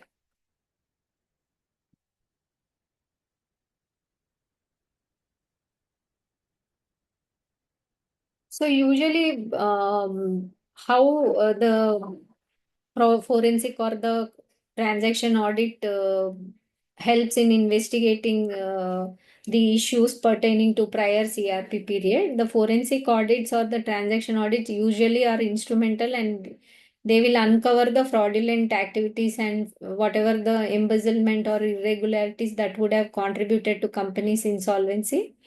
So that fraud detection happens, and the forensic audit usually gathers the evidence. They will collect, they will analyze, and they will preserve this evidence that can be used in the legal proceedings, or even in the investigating agencies, or even in the dispute resolutions related to insolvency. And especially wherever the enforcement directorate is there, as a tip, and sharing, wherever the any insolvency professional is appointed in any of the assignment where enforcement directorate is there, you immediately take up transaction or forensic audit. Because even in my case, there is an enforcement directorate and 3000 crore ED attachment. So I have taken up the transaction audit. Now ED is asking him, most importantly, they are asking the checklist. They have called me for hearing, because they were investigating some of the promoters in the case. And since the CD was resolved under CIRP, they have also called me for some evidence gathering. So they asked me, they have the checklist. They are asking me, Madam, whether you have done the valuation, who are appointed, who is the transaction auditor, have you done, what are the actions you have taken. So it is very important. This forensic or transaction audit is like a evidence gathering, which will help in the future. Any investigations happens. Even as we all know, the bankers who are the financial creditors, COC members, they have very special important checklist before their auditors. Any CIRP or liquidation, their audit, they have their own checklist. They are asking whether valuation done, forensic or any PUFE transactions case filed, and what is the base. So I'm regularly interacting with my COC members like Bank of Baroda, Bank of India, then IDBI Bank. They are asking me the reports. So usually it is again, sometimes COC members have some reporting. Now they have reported some of the directors to be declared as fraud based on the transaction audit done during the CRP process. So these are all very critical, which will help us tomorrow before the market, before the regulators, and before the statutory authorities to protect our skin. And one more important is the risk mitigation. So identification of whatever the risks and vulnerabilities that would have been done in the process and systems. Then again, this will help, this report may help the SRA. This report may help in future to mitigate any future similar kind of risks the CD has. Then enhanced due diligence. So forensic audits provide a deeper level of due diligence where the comprehensive understanding of the potential liabilities, hidden risks, all this will be part of the report. Madam, I have a question. Yes, When ma'am. ED has attached the properties Ah, and probably the directors are in jail, then and the records are not available, then how to go for the forensic audit? Because we cannot give the data, even bank statements and assets, the details of the assets are also not available. Then how to go for the forensic audit? Because at least bank statement should be made available, no? yes, ma'am. So, ma'am, what we can do is in that case, from the available information, whatever the financial information or data available with us, usually we will get to know the company bank account details. Hmm. So we have to write to the bankers and attaching the CRP order and asking for the bank statements. Yes, that is done, but they are taking a lot of time for that because they are not very conversant with the IBC provisions. Ma'am, Those who have only the current accounts. yeah, usually what happens in many of the IPs, we write emails and we talk over phone and we will not go and meet them. So what I personally did is I have experience of close to 40 assignments which I was doing for my partners. I have done 2-3 cases in my name. One of the large CRP I have done in Hyderabad. So I have 53 COC members in my CIRP case. Out of that, 13 were financial institutions. And what I did is whatever I wanted, I used to take time and I used to meet them in person. And it was a very critical case, but we got resolved within actually valuation and transaction audit took a lot of time. Otherwise, we would have completed with the process within 270 days. But it took more than 70 days or 80 days to give the forensic audit reports because the directors were never responding properly. So with the available information and mostly tally data also important, and now GST returns, tally data. So we need to get the information whatever available from the public domain. So any more thoughts or any more suggestions so that we can discuss? practically, so ma'am was asking, Vaishali ma'am was asking, in case if information is not available, how can we get? So few thoughts we have discussed. Any other person, like participants who has experience or who has similar issues? We Ma'am, in case assets, the data is attached by the ED or it is seized by the ED, then based upon Panchanama, we can request a copy of that from them, and then we can get hold of the data and record. Absolutely, sir. They are very cooperative. Actually, they will provide the information. Right. You are right. This is a good one. Yes.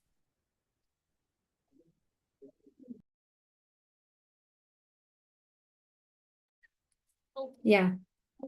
Thank you, sir. Any more suggestions or experience thoughts you can share so that it will be helpful for all of us?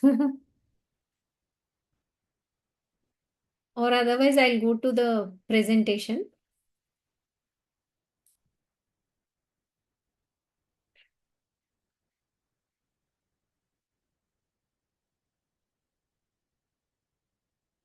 Hope my PPT is visible.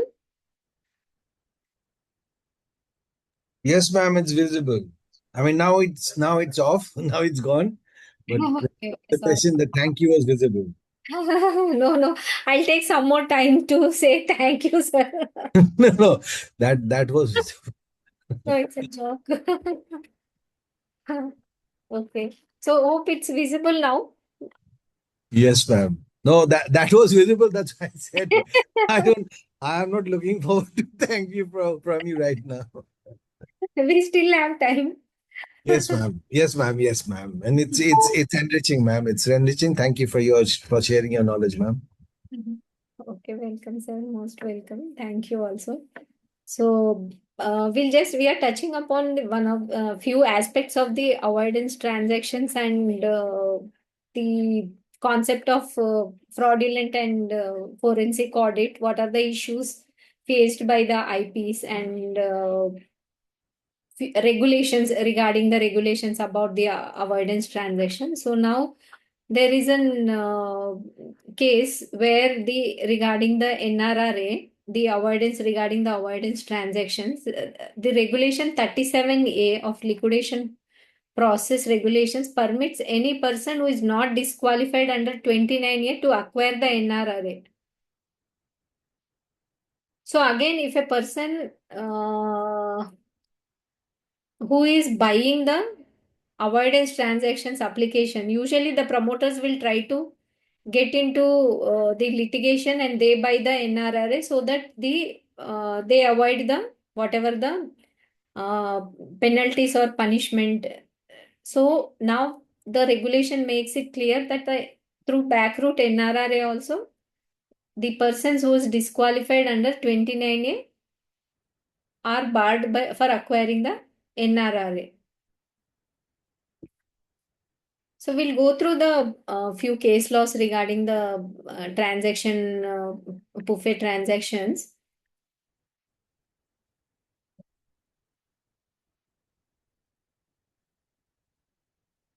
So this we have like we discussed how the IM, it is now mandatory for RP to include the identified avoidance transactions, and the IM has to be clearly updated and provide the to COC periodically. Then again, the avoidance, how the avoidance transactions recovery treatment has to be clearly provided under the resolution plan. And one more important 35A sub-regulation 3A, which was amended. Now it says the details of all identified avoidance transactions under Chapter 3, which are fraudulent or wrongful trading, has to be filed with the adjudicating authority. So even if you are able to identify some transactions, it is very good. If you are not able to identify also, it is better that the filings has to be done by with the adjudicating authority. So we'll discuss few case laws regarding the buffet transactions. Some of the important case laws like in JP Infratech, IRP versus JP Infratech versus Axis Bank. Here, Jindal Limited has mortgaged its properties as collateral for loans and advances made by banks and financial institutions to its holding company, that is JL. JIL has mortgage to JL. Here, AA has considered the transactions as avoidance transactions.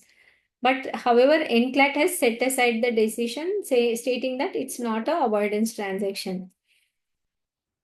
And this is very important case law where the Supreme Court has heard the appeals and they have made the rulings regarding the avoidance transactions.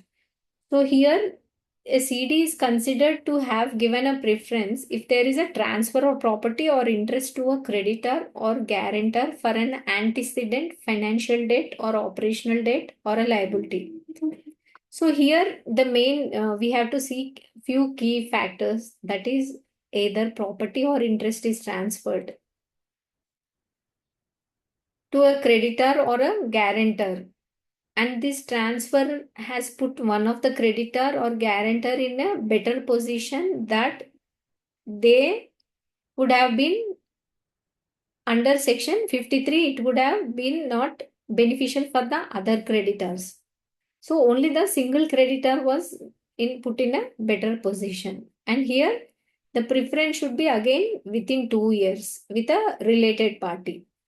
Again, unrelated party, it is 1 year preceding the initiation of insolvency proceedings. Again, the court has clearly given the exceptions which are there under section 43(3) are applicable.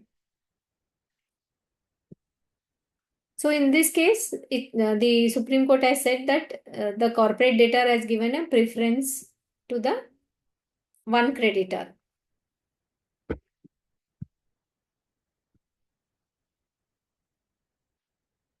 In the case of Sana Syntex Private Limited, here the CD, the certain transactions were appeared to be fraudulent and preferential during the CIRP. The RP has found out, so he has filed an application under section 1945 and 66, and the CD could not be revived. Therefore, the liquidation has commenced. Then, adjudicating authority has observed that if there is a siphoning of funds in the CD, it is important that the same should be bought back for the completion of liquidation proceedings. So even where the liquidator or the RP has assessed and understood that the avoidance or preferential or undervalued transactions, an application is filed at the CRP level, it can be subsequently handled at the stage of liquidation also.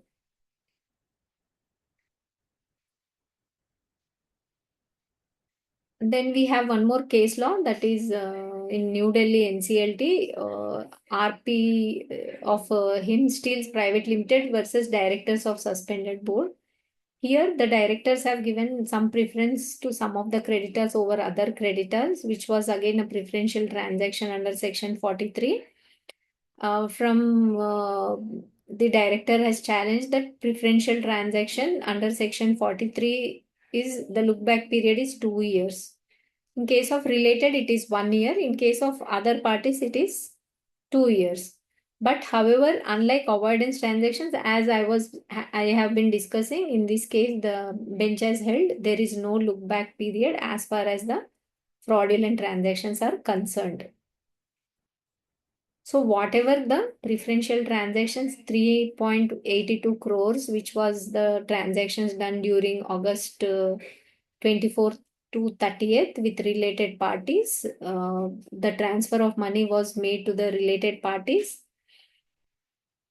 and there is no justification of the same why the said money was transferred. So the respondent also unable to present properly for the transaction. So bench has also gone through the transaction audit report, which was undertaken during the process by the RP. So they have held that directors have given a preference over one creditor over the other creditors. Hence, this was a preferential transaction.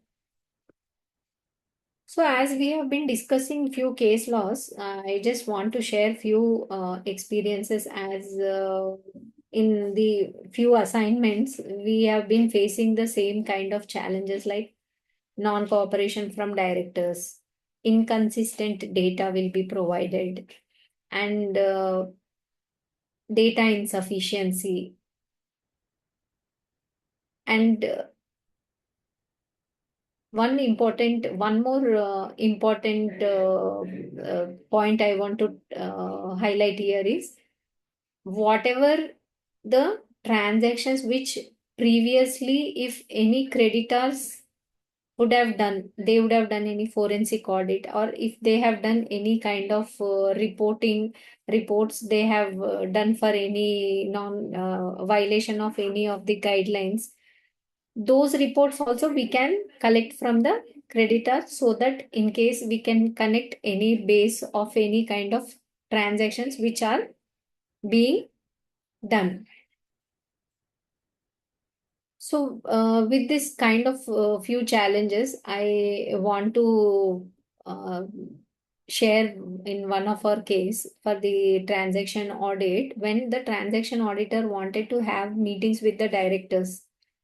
So usually they will not give the convenient dates, whatever are convenient to directors. So somehow as an IP, you have to convince both of them and bring to consensus for a meeting, and arranging the meeting is also a very difficult task.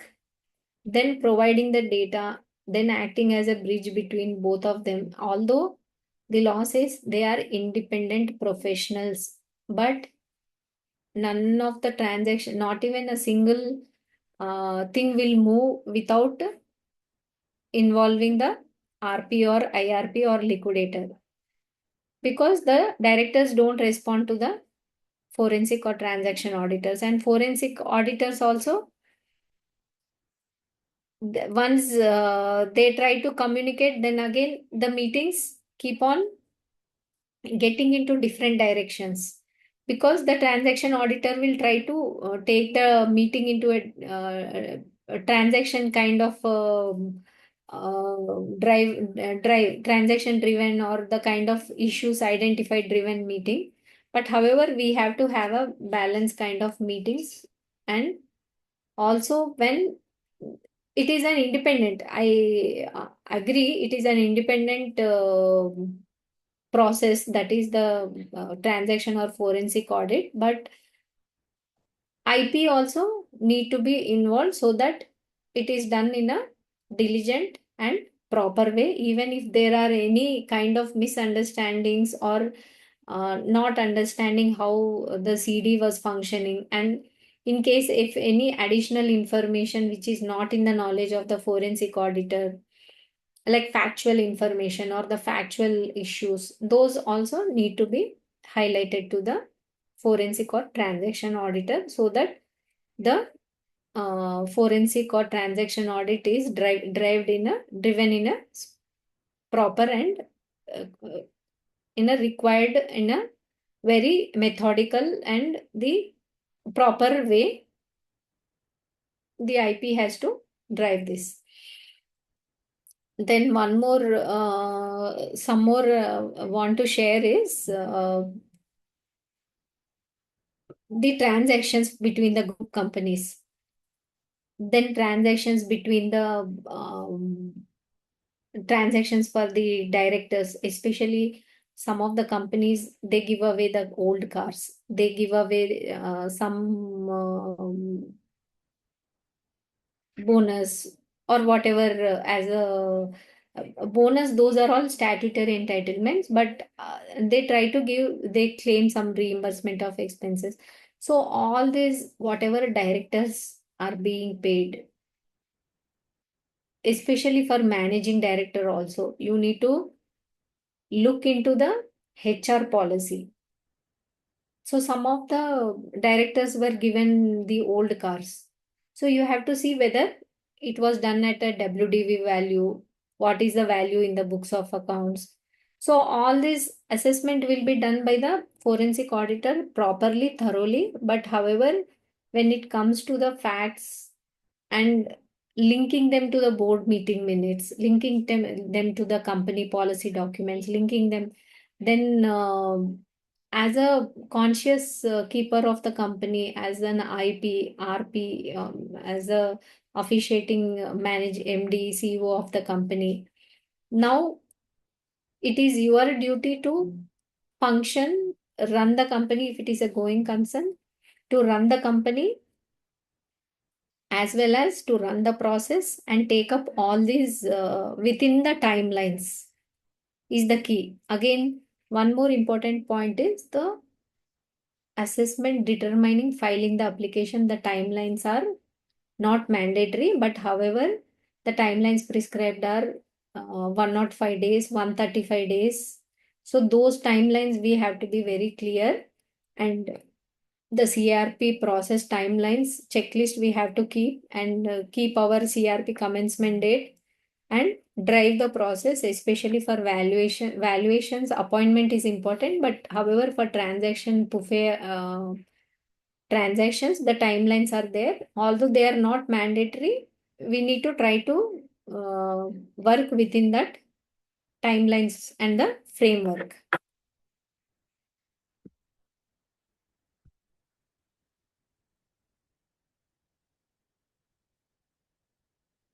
And in this case, the RP Himsteel's Private Limited versus Director Suspended Board, there was also fraudulent transactions of 96 crores. So in order to bring this transaction within the scope of 66, it was important to demonstrate that the corporate data has been carried an intent to defraud. So fraudulent purpose. Here, the code has clearly mandated that the directors of the corporate debtor ought to have known there was no reasonable prospect of avoiding the initiation of CIRP, and the directors did not exercise due diligence in minimizing the loss. So here the test is look into the intention, the alleged fraud transaction, whether the transaction was established to be established, whether the transaction was done for a fraudulent purposes, and whether it would have been avoided.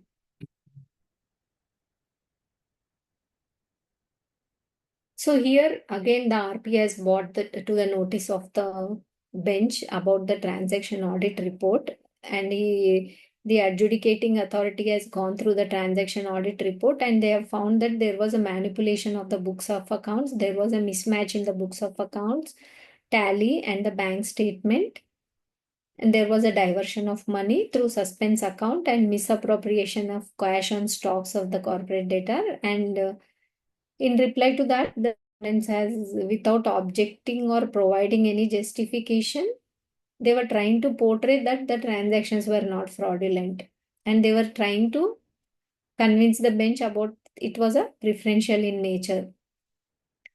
So they were highlighting more on the look back period.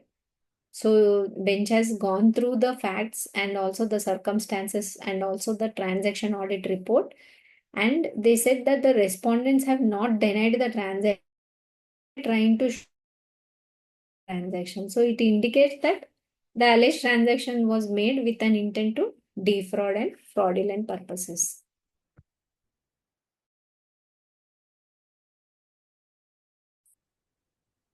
So then again, in this case, the bench has taken view from the Anuj Jain IRP JP Infratech case.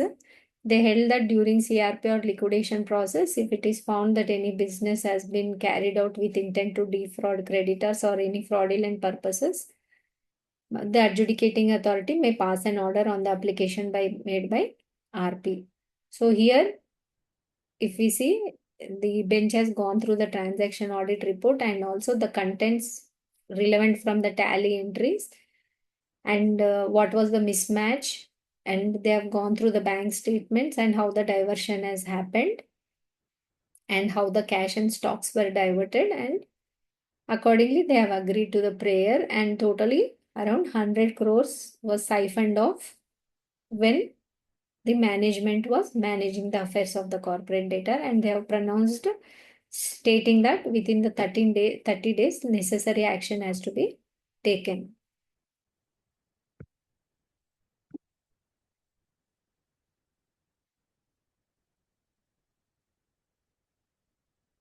We have one more important landmark judgment also, that is IRP of JP Infratech versus Axis Bank. In this landmark judgment, Supreme Court again clarified what are the duties and responsibilities of RP regarding the avoidance transaction. So this is a very important case for IPs. Here, if we see what are the duties is very clearly laid. Here the RP has to, what is the duty of RP is to sift through all the transactions relating to the properties interest of the CD backwards from the ICD up to preceding 2 years. They are saying we have to sift through all the transactions and identify the persons involved in the transactions and again put them into two categories, whether they are related or unrelated.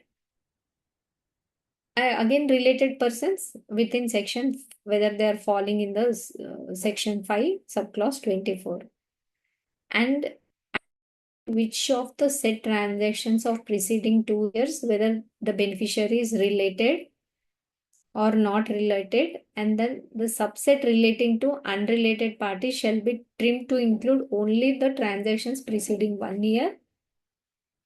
Then examining each subset of transactions, whether the transaction is for transfer of property or for transfer of interest, and who is the beneficiary involved in the transaction, and what is, whether they are creditor or surety or guarantor.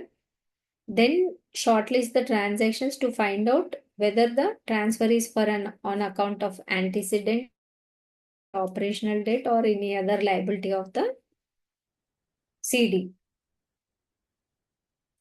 And then examine the whatever the scrutinized transactions to find out whether the transactions has the effect of putting such creditor in a beneficial position who have been in the event of,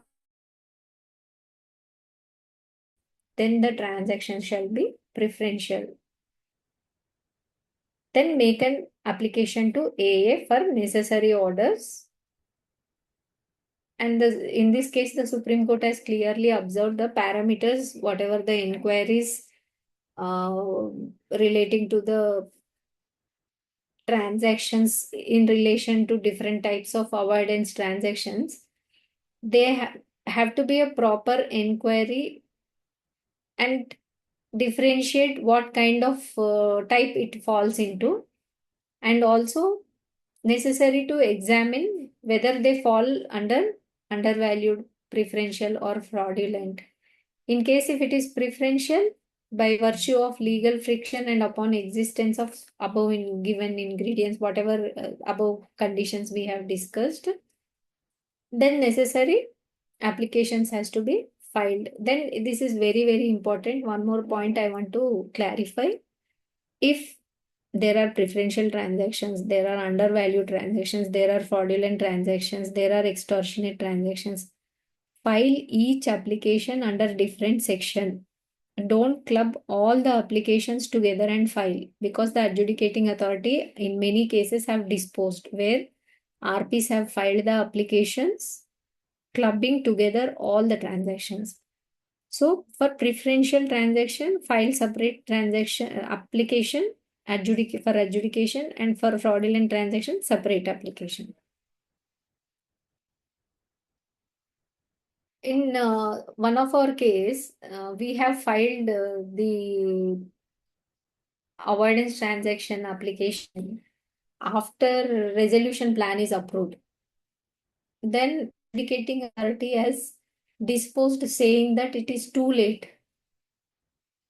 You have done the transaction audit and you have found out the report after almost 300 days. What you have been doing last 300 days after the resolution plan is filed and pending for reserved for orders.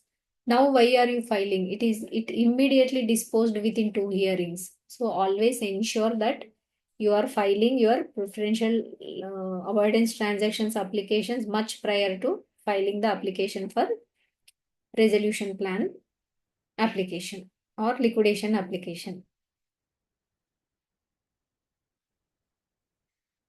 So in one of the case, the NCLT held that the avoidance applications has to be filed either by the RP or liquidator. And in Ritu Tandon versus Rain Automotives, the tribunal again emphasized there is no explicit statutory provisions empowering an assignee or any third party to initiate the prosecutions on behalf of RP or liquidator. It is again RP or liquidator who has to file. And after the application, resolution plan application is approved, then the respective beneficiary has to get into as implead into the IAs. So here in the avoidance application, it is the locus standi is only on the RP or liquidator. No other person can represent them. Even if the benefit goes to any assignee or any creditor, it is the beneficiaries would even the sorry, this is a different case. I'm sorry. I've gone to the next case. So in this is in Ritu Tandon versus Rain Automotive. Here the tribunal has discussed only on the locus standi. So we have another case that is Tata Steel BSL versus Venus Recruiters.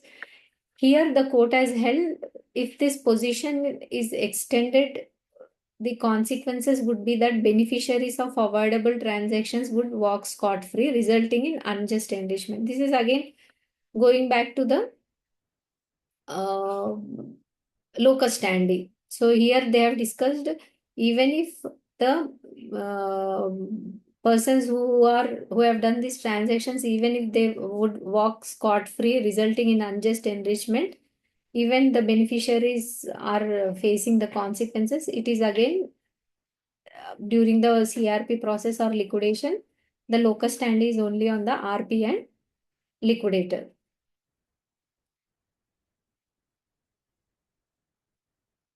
So in this case, the NCLT has discussed on the locus standi, but however, the Delhi High Court has held that they went to Delhi High Court and again it is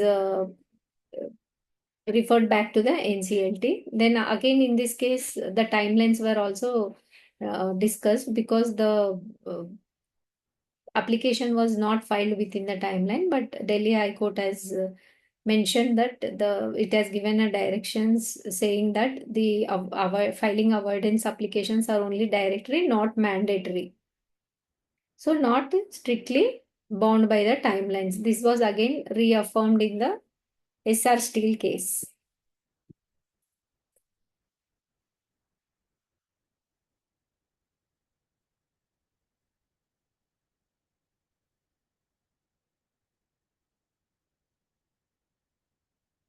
So we have one more classic case in Videocon case also, wherein the proceeds of the avoidance transactions was the issue.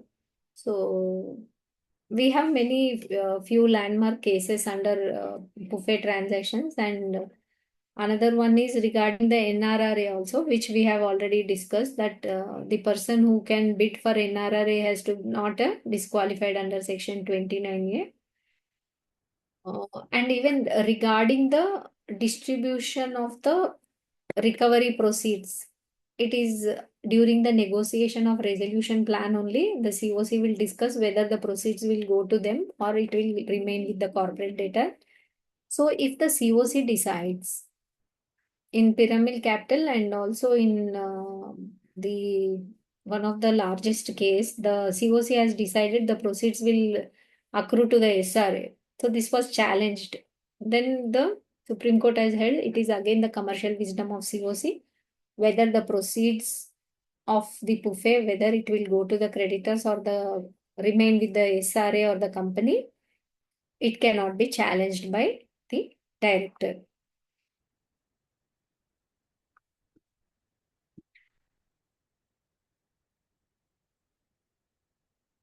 So more or less, I have covered the provisions very briefly about the valuation and the forensic and transaction audit. And more, I have emphasized on the issues faced as well as the few judicial important precedents.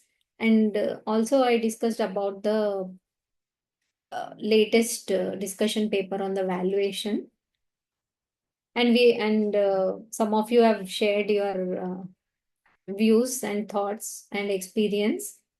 Thank you. And let's see if we have any questions in the chat box.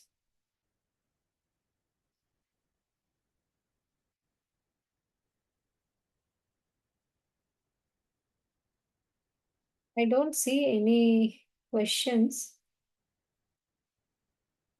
Availability of information, uncertainty in data. Yes. PPT cannot be seen. Oh, sorry. Screen is blank.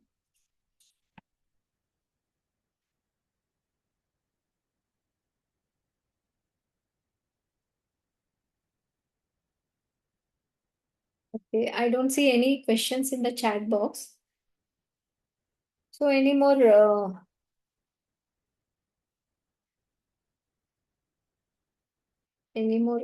questions, or anyone want to share their experience or thoughts? Yes, madam. Yes, sir. Please. I have filed one ordinance application Okay. before approval of the resolution plan, but after around 4 years of approval of the resolution plan by COC. Oh, I get the same comment as you were saying from the NCLT. Why did you file this application too late? So when the matter comes to my notice, only then I can file. How can I go back without when I not aware of this transaction? sir, taking too much of longer time is not appreciated by adjudicating authority. See, okay, but in all fairness, if something comes to RP's notice after a late, Okay. Okay. what shall we keep mum or we'll file the application or not? Sir, it is better you file the application and try to justify the reasons why there was a delay in getting the information and determining the transaction. That's right. We have clarified what was the transaction and how when it came to my notice. I think that is fine. It's again depends on the adjudicating authority to adjudicating authority, and facts to facts it is different. That's right. That's right. In our case, the transactions were of almost frivolous nature, not much Okay. serious impact, I can say. See, in my case, it was like one shop is leased out at a say X amount. Hmm. After some time, you pay the rent according to that lease. After some time, another lease agreement is executed, registered. First one is also registered. Second one is also registered. There is a gap of say 50 rupees per square feet in the area. Okay. This was Now, second lease is executed without resigning the first one. That is the fraud. fraudulent transaction. Now that came to when some in the some matter, bank referred the case to me. You verify this. Oh, so you have He has taken a loan from that bank, and for a mortgage provision, they came to me. okay. Then I saw there are two lease deeds. One is 75 rupees per square feet, another is 25 rupees per square feet. Okay. So, in all fairness, I has placed before the COC and then to the NCLT. But I have to listen. Well, why Yes, did you come after so time? sir. But I in have no, yes, I sir. have no other option. Yes, sir. Sir, in all the COC minutes, ensure that you are not recording that you are taking the approval from COC to file this No, up. no, no. Just an intimation. That's intimation. Yes, Absolutely. that this it has come to my notice, and I am filing this ordinance application. Absolutely. Absolutely. Absolutely. You are right. That's fine. Sir, again, it depends from case to case. Each CRP is unique. Each case is unique. So that That's right. we come to the knowledge very late. So Yes. it is justifiable. I'm just cautioning. Some NCLTs are taking this views Yeah, different, no doubt. It differ from bench to bench. bench to bench, right? Yes. But again, how you convince bench is again your art and skill. Yes, I agree with you. Facts also. Facts also. Okay. Thank you. Thank you, sir. Any more questions?